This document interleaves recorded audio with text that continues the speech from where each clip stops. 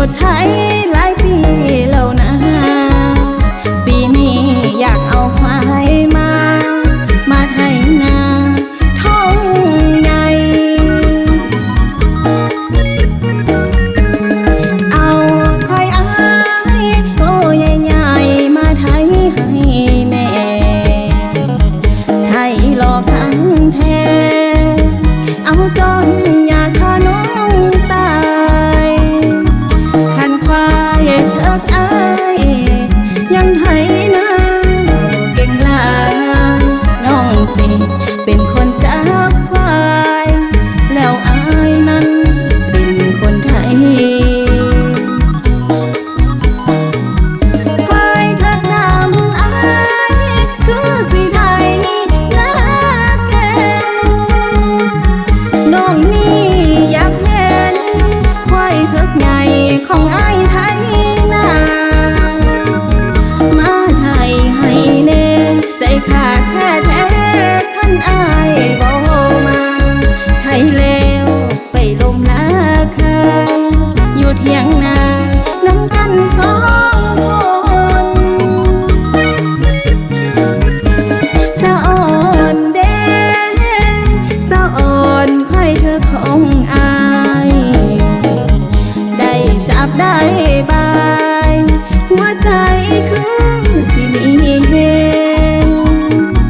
ตกลงน้องขออายมาไถนาน้ำกันยามแลงน้องคงมีเฮงตอนอายไถนาสองพัน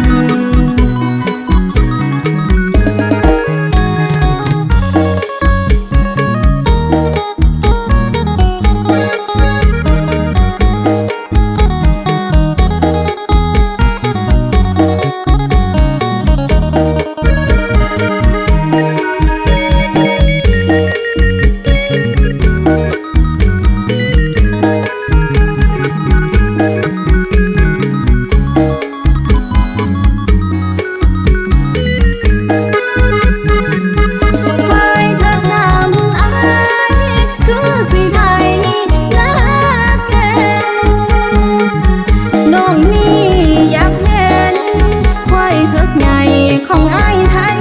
นามาไถให้แน่ใจขาดแท้คันอ้ายบ่มาไถแล้วไปลมราคาอยู่เถียงนาน้ำกันสองคนสะอ่อนเด้สะอ่อนควายเธอของอ้ายได้จับได้บายหัวใจคือสิมีเฮงตกลงน้องขออายมาไถนาน้ำกันยามแลงน้องคงมีเฮ